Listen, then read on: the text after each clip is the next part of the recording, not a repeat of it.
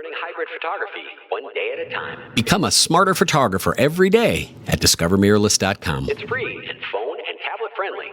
A discovermirrorless.com reader sends in an email through the Ask Will email box on the homepage there about shooting fast pitch softball with a Lumix GH3. And here's where one of the areas that I'm not super comfortable with mirrorless cameras yet. I'm really not. Now, this is opinion. This is not fact. Remember, there's a big difference between when we state something as fact and when we state it as opinion. This is Will's opinion. Yeah, we have GH3s and GH2s and G5s and Sony's and Fuji's and Nikon Pro gear. And I got to tell you, if you're talking about fast pitch and you want to stop action and you need a long lens to get there, because if you're going to be on the sideline or worse in the bleachers and you're trying to photograph your daughter who's pitching and you've got to stop that action, nothing beats a mid-level to, medium upper end level Pro DSLR.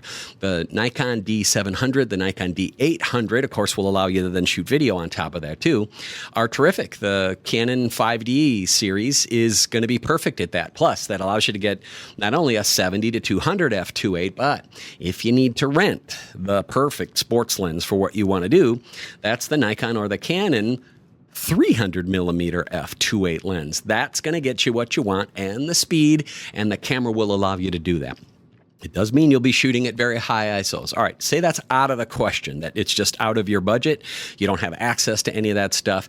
Can you take a Lumix GH3 and shoot high ISO at nighttime? You're telling me too, you want to use nighttime fast pitch stop action shots.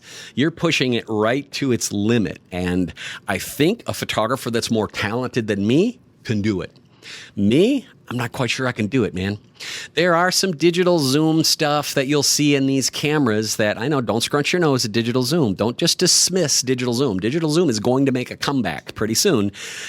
I'm just not convinced. Also, I got hammered in some of the silly little forums like DP Review and Photo.net because I said we happen to own all those long lenses for the Lumix G series, the Olympus ones in particular, and now the Lumix 100 to 300. And I said, look, it's just not up to my standards. I'm not comfortable shooting it. I don't like its autofocus. I don't think it has great contrast. I got hammered from people who, of course, couldn't politely just disagree. They wanted to just be mean and aggressive. But I did send that lens to some of our other photographers here on Discover Mirrorless, and they kind of came up with the same thing. So, boy, that was a long non-answer, wasn't it? That was just like talking to a credit card or your cable company, wasn't it? They don't want to answer a question. So bottom line is, can you do it with your GH3? I think so.